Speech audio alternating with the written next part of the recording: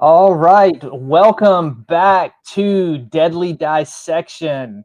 I don't know what happened to the counter there. I don't know why it did not go twice. I had it clicked to go twice, and it did not do it like it normally does. So we're 30 seconds earlier. But for those of you joining in, we are still doing our Christmas holiday episodes, and this week we are on one of my favorite holiday movies. It has been since it came out in 2015, Krampus, and I have watched this movie every year at Christmas since it has come out. So that is 10 years that I have been watching this film. And those of you may notice we're a person short. Tasha is not with us tonight. It is her birthday. So she is out celebrating her birthday tonight. So if you're friends with her on Facebook, wish her a happy birthday. So she is doing fun birthday things tonight. So we wish her all the best. Tasha, happy birthday to you. Tonight, though, in order to kick off the Krampus spirit, I have my friend Papa Woof Roth. He is a Krampus enthusiast, Krampus expert. I've had him on my shows in the past, so delighted that you're here with us tonight. Glad to be back. Talking about some Krampus. So what we're going to do is we're going to go ahead and jump into the film and talk about the film a little bit.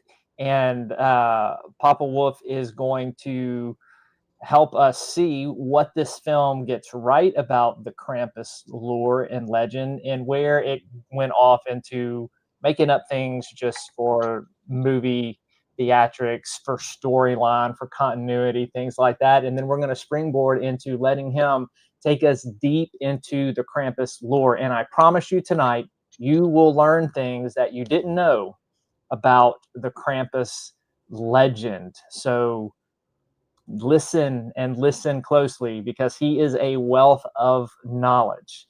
So, Papa Woof, just right off the bat, tell me do you like the 2015 Krampus? Do you like the movie? It's not bad. It was good to see, bringing it to the United States because a lot of people didn't know who Krampus was at that point in time.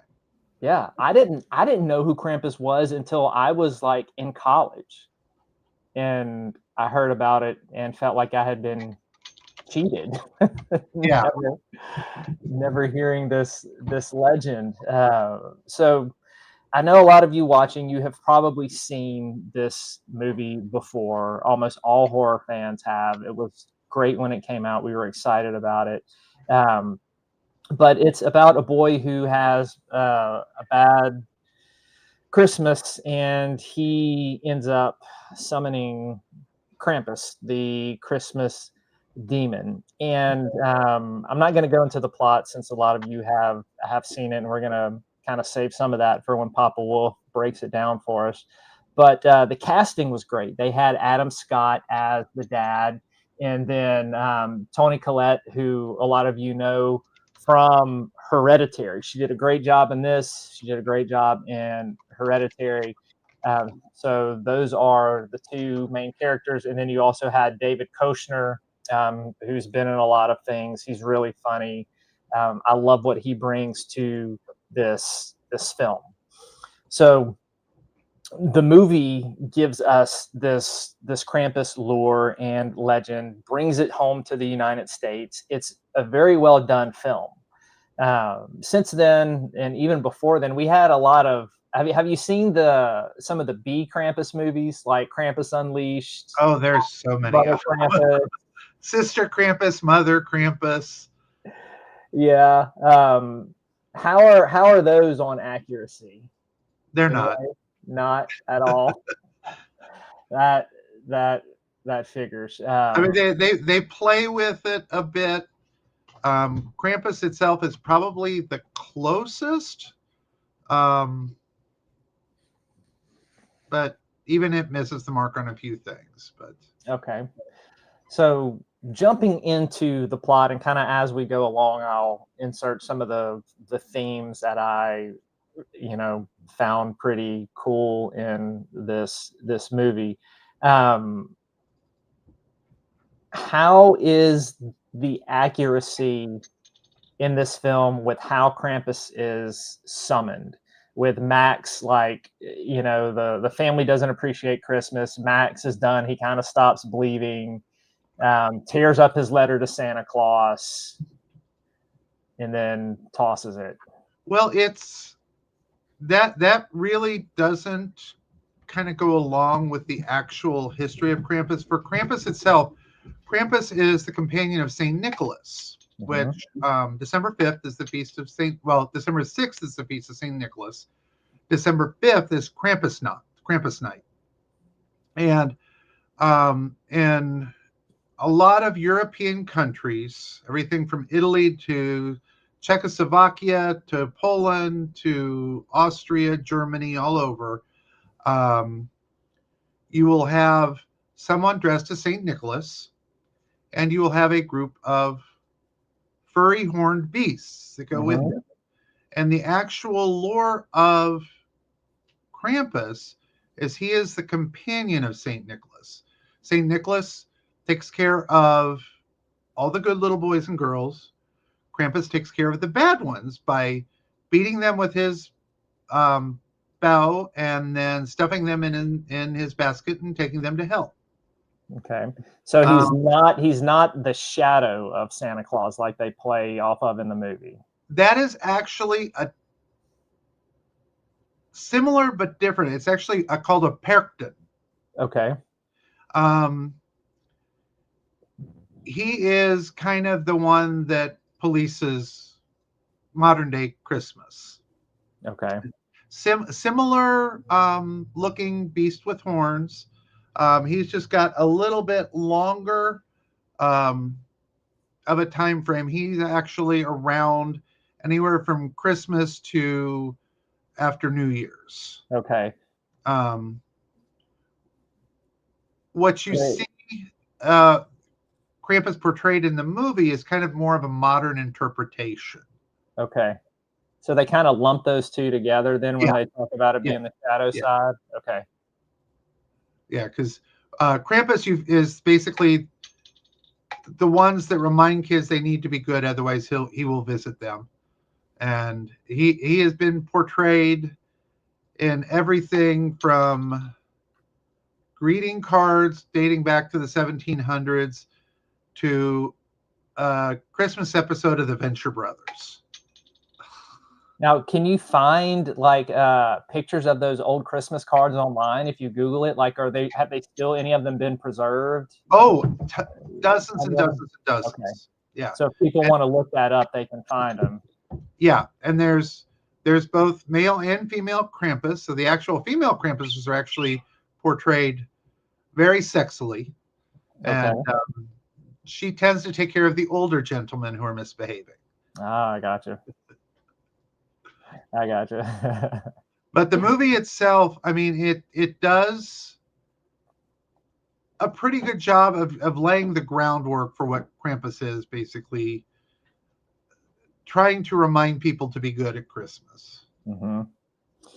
Now, one of the things we see in Krampus, and it makes for great movie. Like, I love the gingerbread men coming to life. Like when Krampus lowers him down on the chain and the kid eats it, and then you have all the gingerbread fighting, and then you have the toys coming to life and turning all demonic looking and stuff like that. Now, is that a power that Krampus has, or was that made up for the movie? That was all made up for the movie. Okay. Yeah, it's for the horror movie factor. Okay. So that you can scratch from the legend. Krampus doesn't do that. No. Okay. So he's not he can't make the kids' dolls come to life and come after them and stuff like that. Okay. So there's our first major Hollywood infraction. Yeah. On the legend right there. Right there with the ginger, and I swear, like, I love that gingerbread scene when they're attacking him and he shoots him and then the dog snaps and and eats it. That's my favorite scene. So you've got the mixing of the two is one thing they kind of do, and then you've got this whole thing with Krampus bringing all these toys to life that he doesn't do. Now the other thing that is big in the movie is Krampus's elves. To an extent, Krampus is travel in packs, and you've got Krampuses of all sizes, and so that is potentially could be true. Santa's more the elf person though than Krampus. Okay. So that one's kind of iffy then. Yeah, more so horror fodder than legend. Okay. So you just mentioned too, and another thing that people don't know is that you said there are a bunch of Krampuses. There's not just one Krampus. No, they're when you see these runs, Facebook especially posts a lot of the videos this year from the actual runs, because the Krampuses actually date back they found them as back as far as 1500s. Mm-hmm. And modern day Krampuslovs or Krampus runs, there can be as many as 300 to 500 Krampus. Oh wow! And you usually have a few angels. You'll have somebody dressed as Saint Nicholas, and Father Whipper, who is another persuasive Christmas character who whips the bad boys and girls. And you'll see them, and generally you will only see one Saint Nicholas, but there can be anywhere from half a dozen to hundreds of Krampus. Okay, good to know. I think that's a fact that gets lost or not presented in the movies, because in the movies you just get that one Krampus, and so people a lot of times think there's only one Krampus, and that's not the case. Right. Now, speaking of the different Krampuses, the way that the Krampus looks in the 2015 film, when you compare it how the Krampus looks in A Christmas Horror Story, or how he looks in some of these B movies, they're all similar but yet different. What is there a specific style of Krampus that the 2015 plays off of? It's more of the modern day Krampus. You'll see as Krampus has evolved to modern day, come to more in U.S. traditions, because a lot of, especially German families at the U.S. won't do Santa Claus for Christmas Eve. They do Saint Nicholas, and that's when you put your socks out and you get your orange and your nuts and your little bit of candy or Hot Wheels car or whatever. Yeah. Traditionally, the true Krampus are furry horned beasts. I mean, think of a werewolf with horns. Okay. That is kind of a cross between, I would say, almost Saint Nicholas and sort of Krampus in that, because there's actually been ideas on the movie that you actually can't see his true face because he's wearing the face of one of his victims. Okay. Well, Texas Chainsaw Massacre going on.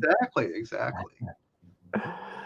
Okay. Now, as far as the size relation is in the movie, is Krampus normally presented as that large? No, he's normal size. Okay. The only thing a Krampus would normally wear is just his bell belt. So you know Krampus is coming. Because you hear the jingle jingle. Yep. Okay. Speaking of, let's since you have one of those bells, let's talk about the significance of the Krampus bell. There you go. So what is the significance of the bell other than just like, is it just associated with his coming, or is there other things in like how the movie plays off of this? It's more so to remind you Krampus is there and Krampus is coming. Mm-hmm. Because the traditional Krampus costumes, they will have a bell belt, and with bells, everything from the size of like this to the size of grapefruits to the size of basketballs and bigger. Oh my goodness. Okay. And as they trot down the street, you've got runners that will come down, and you hear those bells going strong as they're coming down with their bundles of birch branches. Okay. So the bell then, there's no like magic power or spiritual significance. It's just like to remind them and warn them that Krampus is coming. To kind of get ready to get in line. Pretty much, yeah. So speaking of getting in line, right? That when I look at this film, and my thing is I love going into horror films and I love picking them apart, not in a mean way, but in looking at their themes and their philosophy, and that's really a lot of what we do on this show. And with the Krampus lore that comes with it, and in this movie, like they really portray like the loss of faith in Christmas and the death of it, and you can see Max's disappointment in that, and then you see the whole family dynamic is just sour. It is a shitty family in this film. And it just from the very get-go, when they all start coming in, and you can just you see just the life drain from Max, and then you have the bullying scene, and when they read Santa's letter and all of that, and that's kind of like the nail in the coffin. So I feel like that that death of Christmas they played well, because you can just see it. You can see it die. Well, that's one of the things in the European culture. St. Nicholas and Krampus actually do home visits. You can actually have them come to your house and have a chat with your children. That's like, have you seen the videos going around of the dads dressing up like the Grinch and coming into the Christmas parties and taking the kids presents and the kids freaking out? It's kind of like that, huh? Yeah. Except you've got a Krampus instead of a Grinch, which I would love a Krampus. I would love a Krampus. If I lived in Europe, I would have a Krampus at my house every Christmas. Well, they're all over. There's Krampus runs all over the U.S. There's Milwaukee, Seattle, Bremerton, Washington, Austin, San Antonio. New Orleans actually has a full Krampus crew where they do a huge parade every year and everything. Yeah, I need to get out to one of those. Definitely, because that's the closest to me. I think New Orleans would probably be your favorite. Yeah, that's literally right down the road city-wise for me. So I forget about it. I know you told me about it once before, and I forgot. I've got to look ahead, mark it, and put it on my calendar, because the kids would love to go to that too. Yeah. Because my kids love this movie. They absolutely love it. It has been like a Christmas tradition for years. Now the other theme you see in Krampus is this idea of punishment versus redemption. Krampus in the film, he is pure judgment. Like he doesn't teach a lesson. He doesn't give them a chance to really correct or rectify things. He's not forgiving at all. He doesn't budge on the law, like on what he is supposed to do. Like, Yeah. he is to the T. He's almost like this shadow version of kind of divine justice in the film, and that matches up pretty well with the lore, right? Yeah, it really does. Okay. And Santa, he's like the mercy, the reward, the restoration, and then Krampus is like justice, consequence, exile. Yeah. With him, and so the film takes that and they do a good job of playing off of that part. Yeah. We've talked about the family disintegration. You've got the children are so cruel in this movie, man. The parents too. They are too. They got a lot of resentment going on. Yeah. In the family. There's a lack of unity. There's emotional selfishness going on in this film and everything. Ami, the wise German grandmother, is almost like the prophetess in this movie. Like, she knows what's coming. She kind of has like the wisdom here in it, and she understands that Krampus is indeed a warning, and it's real, and he's not just a myth. And she treats this whole tradition very seriously as kind of like this safeguarded. Christmas is not just nostalgia for her. It's something that is real and serious, and there are consequences. And you see that play out in the film. You've got this whole cosmic horror thing going on with Krampus and the moral indifference. Like, he doesn't rage. He doesn't argue. He doesn't explain himself. He's like, this is how it is. This is what happens. And he doesn't owe you kindness. Yeah, well, and it's very interesting. I love the fact that they do the standoff between she and Krampus, where they're eye to eye with each other, and Krampus actually backs down to an extent, at least. Now, is there reason in the real lore or legend as to why he would do that? For the movie, an adaptation, I think a lot of it is he knows she understands, and she's trying to keep the traditions pure. Okay. So he's basically giving her a break because he knows that she's at least trying. Because she's loving and caring and trying to keep everybody happy and not killing each other. Yeah. But is Krampus that merciful, though? I think he could be. He could be? Yeah. Okay. So it's not too far-fetched then. Right, yeah. Okay. It's just wanting to make sure. Then we get all of this chaos that happens, all the judgment, people getting thrown into that pit, into what looks like hell.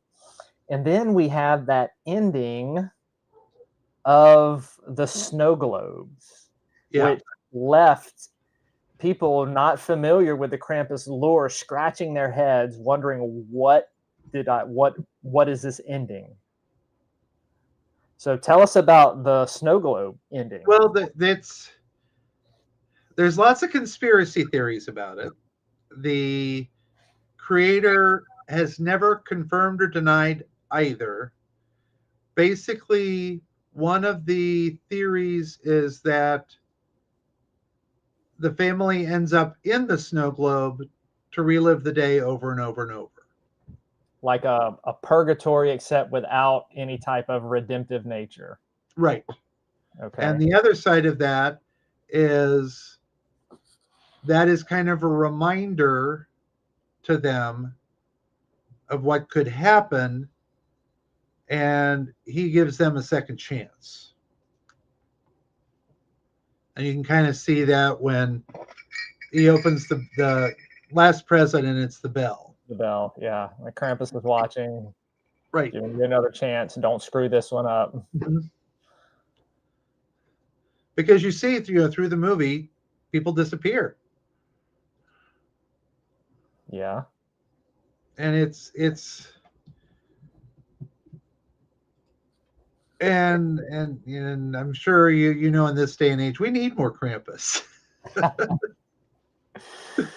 Yes, yes. There's some. Yeah. I'll agree with you. I'll But agree with I mean, it's a good starting point. Um, if you know nothing about Krampus, it definitely is a good jumping off point to learn more, to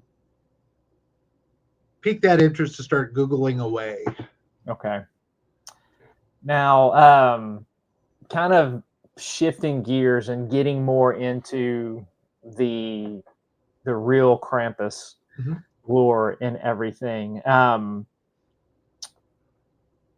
Knowing that it has developed outside of the United States in a different country, and then we kind of get it filtered in a lot of ways here. Like, what are some of the things about the lore that you don't see mentioned much in the Americanized version of it?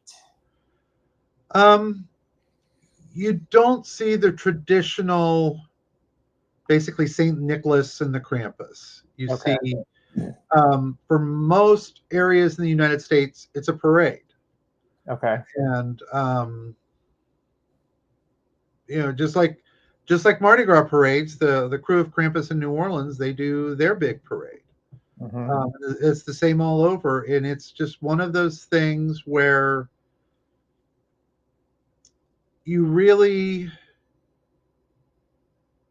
you lose the closeness of what the original lore is, which is Saint Nicholas and the Krampus coming to visit to reward or punish. And So, go ahead. yeah. So in essence, we shouldn't separate them out like we do here in the States. No, because if you look at any of the traditional pictures, especially Austria, Germany,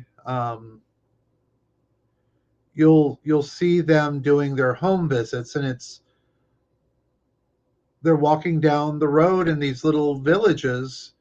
Um, somebody dressed as Saint Nicholas. You might have a couple angels, and then you've got 6, 8, 10 Krampus, all bouncing along, jingling their bells, Yeah.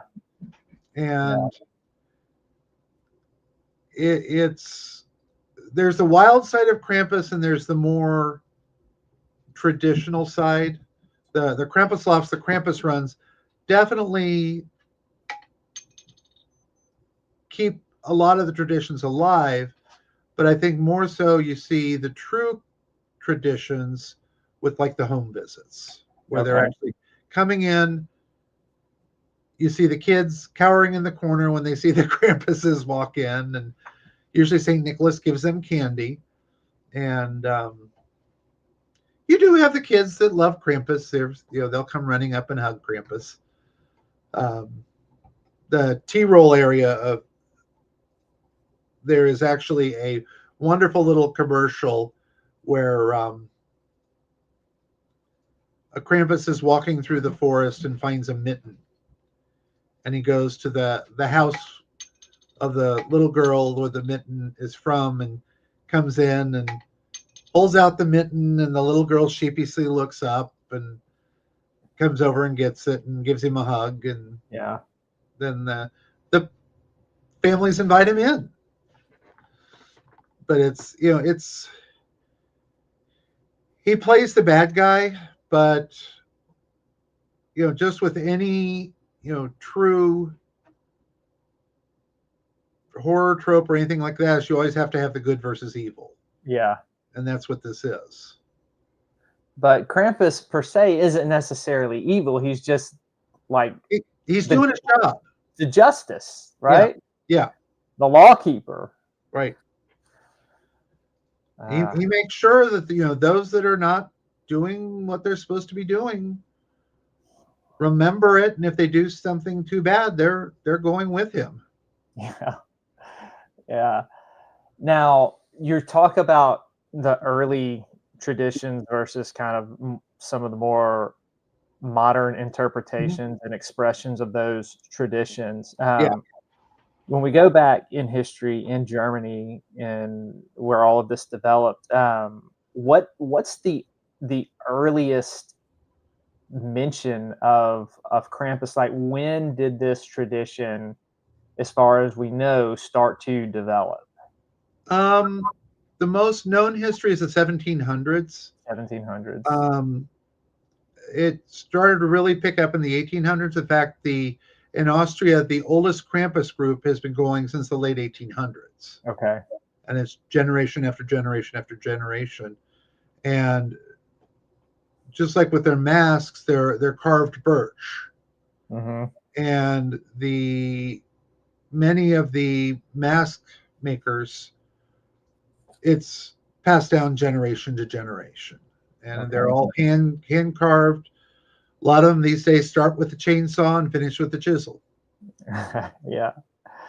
Now, did this tradition develop? Was it more of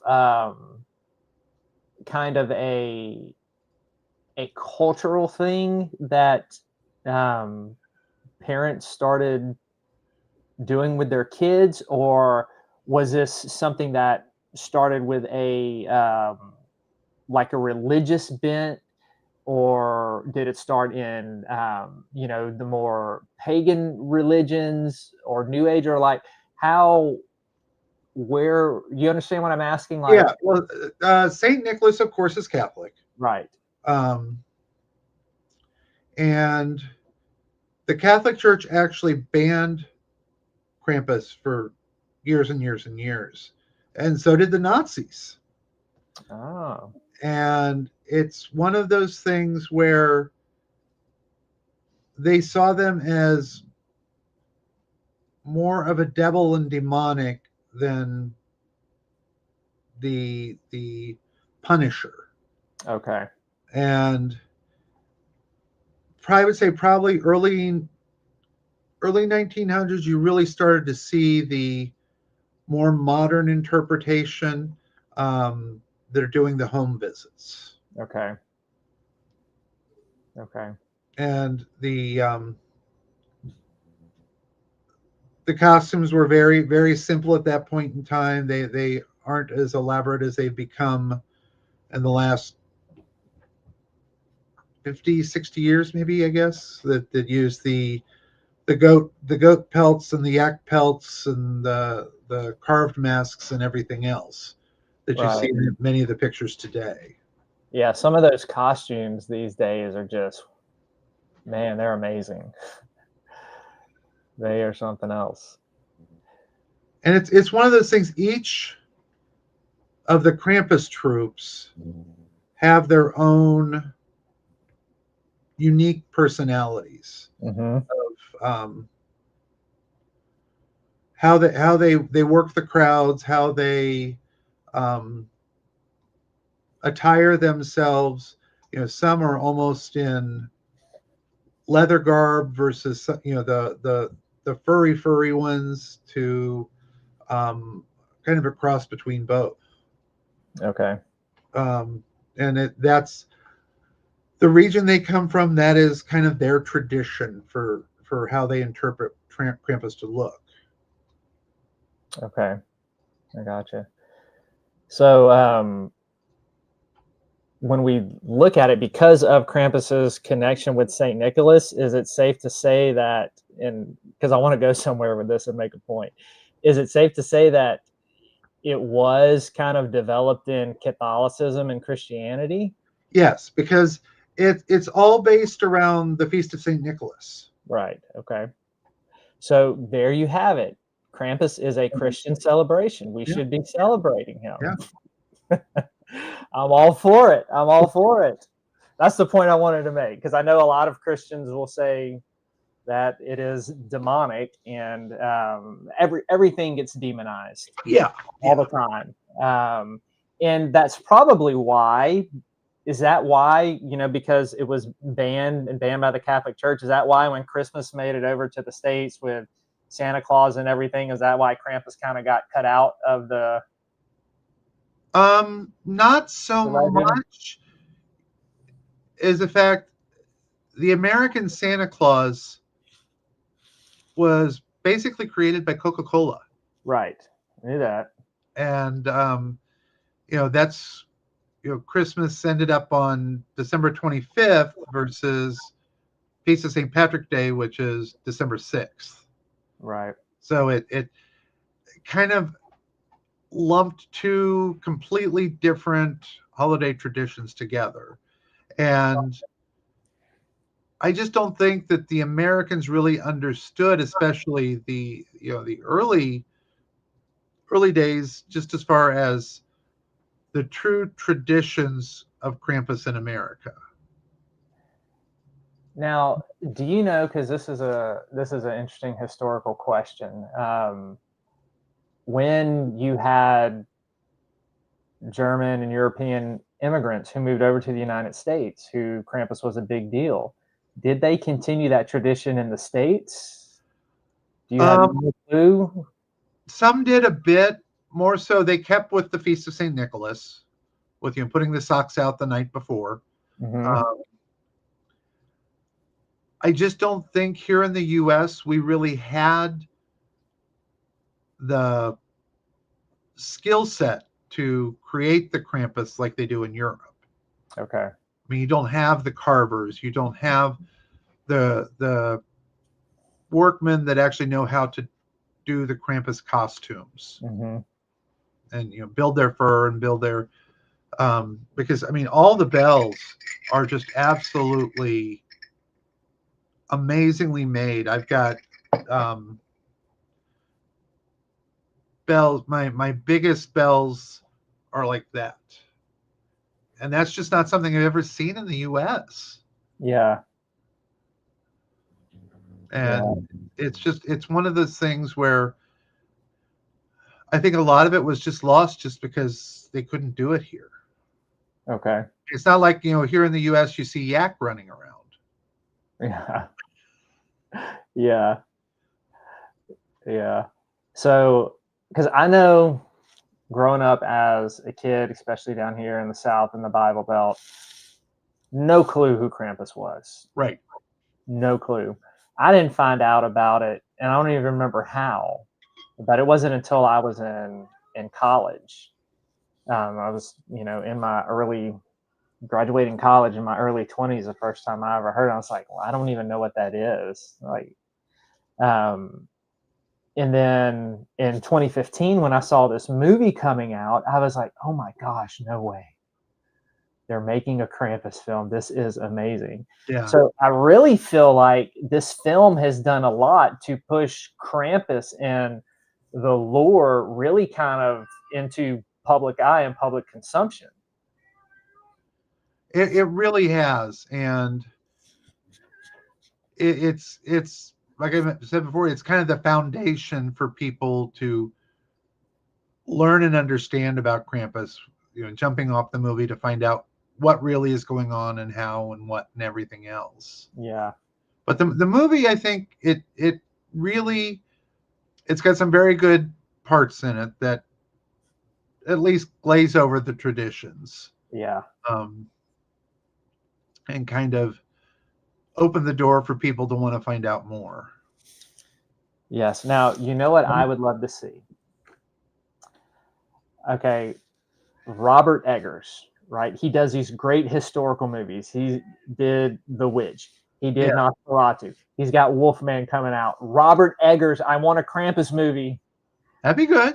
I want him to do a Krampus movie. I think he would nail it historically. Yeah. I think we would get something fantastic. That's what I want to see. Like something going back to the real nitty-gritty roots of it, and you got all the other, not just one Krampus. Mm-hmm. You got a bunch of Krampuses. I want Robert Eggers to do this. Get a hold of it. Well, and a movie like that would be perfect because you've got so many craftsman that could create practical effects. Yeah. I mean, Yeah. you haven't even seen this yet. For my 60th birthday, this was my treat to myself. Oh, let me see. Let me see. Oh my. I love that. And even the teeth are carved wood. Oh my gosh. Where did you find that? I actually commissioned a carver from Austria who we worked together for over several months to create that. Oh my. And it weighs about 8 pounds. It's not super heavy, but it does have some weight to it. Yeah. Hold that up again. That's gorgeous.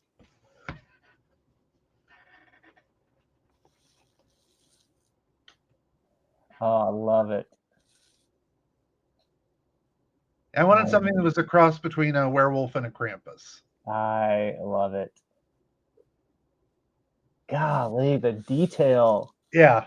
And it's so well done. I mean, even the tongue and everything.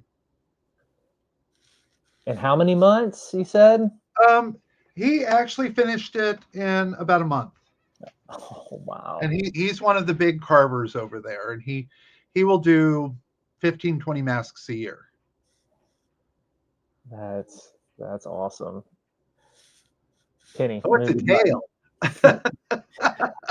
This is my little demon cat, Penny. She's figured out I'm doing a show here at my desk. So this is a second week in the row to come up and say hello. If Krampus came after cats, he would get Penny. Huh? You're bad? Are you bad? Well, you know, there is a feline version of a Christmas demon, the Yule Cat. The Yule Cat. Yeah. It's one of the Icelandic traditions. And the Yule Cat comes and eats kids who don't wear their new Christmas clothes. Penny could be a Yule Cat. She's that feral. Huh. Yeah. Well, so anything else in the Krampus tradition that you want to share that you feel like people don't really get when they just kind of do a cursory search of Krampus? Well, I think, Facebook by far is one of the best places to look for Krampus.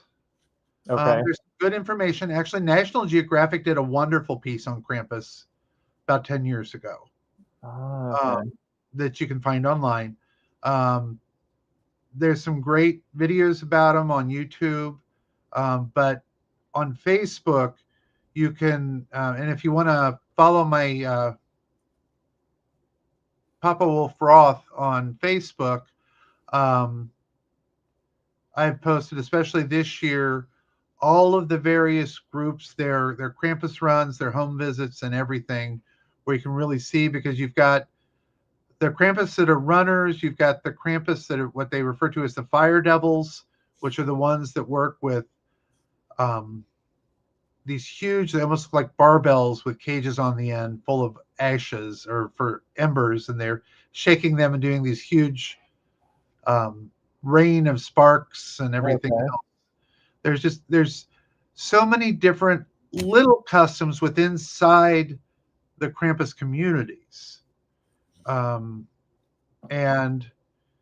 they're very, very proud of their designs. A lot of them will get a new mask each year for that year. You will see all of the different ways they show off their suits. They'll be coming out of lakes, coming out of caves. I mean, everything, whatever is traditional for where they are at. And it is really neat to see the true artistry of what it makes it up, and just the whole tradition of what is still going on hundreds of years after it started. Yeah. And Yeah. it's only being refined better and better with the mask carvers getting better and better tools, and um, the learning how to forge the bells and everything else. It's one of the things that really attracted me to it, the fact that I grew up in a German family, and we always did our Christmas Eve, so I never believed in Santa Claus, but I did believe in Saint Nicholas. Mm-hmm. And I kind of got off on one of my little ADHD tangents and started down the rabbit hole as far as Saint Nicholas, and discovered Krampus. And this was early, like 2002, 2003, Okay. before it really hit the U.S. And I'm kind of proud to say I probably have one of the first Austrian Krampus masks in the U.S. But it's just one of those things that I think, especially in the U.S. at this time, we need to bring back some of the traditions, just to kind of bring back what the holidays mean, Yeah. and the wonder and the magic, because I think a lot of people are missing that. Mm-hmm. Now, do you know, is there any type of small booklet or guide that people could get on how to do and incorporate Krampus traditions? There are several wonderful books on Amazon. Okay. Search for Krampus, um, and there's a lot of books that explain the history, the lore, the tradition. Okay. Okay. So there is stuff out there that people can Oh get yeah, if they want to start incorporating Krampus into their Christmas traditions. and there's a really wonderful group if you really want to learn more. Um, on Facebook, there's a Krampus America group, Okay. um, which you've got a lot of the European Krampuses that actually belong to it as well, in addition to a lot of the U.S. Krampus groups. And there's actually a yearly Krampus convention now, where they bring over some of the carvers from Europe and talk about the traditions and everything else. Mm. Okay. So that page is Krampus America Yeah. that people can find. Okay. Excellent. Excellent.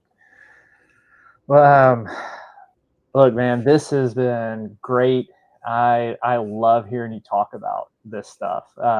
It's fantastic. I love it. I know other people out there do. This has been so good, so informative in what you have shared and helping us break down the movie and talking about what it gets right, what it gets wrong, all these other things of the tradition, and how it differs, and just the lore and the German culture around it. It's just been fantastic. So thank you for taking the time out tonight and come on and impart some of that knowledge and that love for this tradition into us. And hopefully by next year, I'll have the full Krampus suit to go with the mask. Oh, you're getting a full suit to go with that. I'm going to build the full suit. Oh my gosh, that's going to be great. Yes, yes, and then we'll have to have you on so you can model it for us and show us. Oh goodness, yeah, definitely, definitely. Any other resources, real quick? Anything else that you want to put out there Um, that you haven't mentioned already? If you can think of anything else. Google is your friend. I Okay. mean, and that's one of the good things about AI is it's actually becoming very helpful for locating things. Okay. You do have to be very, very careful, because we have had an onslaught of scammers coming into the Krampus community, trying to rip people off by posting Krampus gear, masks, suits, everything that they have no rights to, trying to post it as they're selling it. Gotcha. So you've that rely on your groups, make friends with people. If find somebody that that's in the Krampus community, and pretty much anybody will happily guide you along and point you in the right direction. I mean, I'm very happy to explain to somebody, to show them the different links I have of where to find stuff. And I mean, you can get everything. If you don't want to necessarily do the Krampus thing, you can get everything from Krampus ugly Christmas sweaters to Krampus jerseys to glasses. Have you seen the movie Red One? Yes. So Yeah. you got Krampus in there, Yes. but I mean, Krampus is all around and becoming more and more. And like you said, I would love to see a more traditional movie. Absolutely. Well, we're going to go ahead and wrap it up for tonight. But Papa Woof, thank you for coming on the Very show. happy. Always happy to be here. Thank you for everybody watching. I know that y'all probably learned a lot. And Penny is trying to get back on.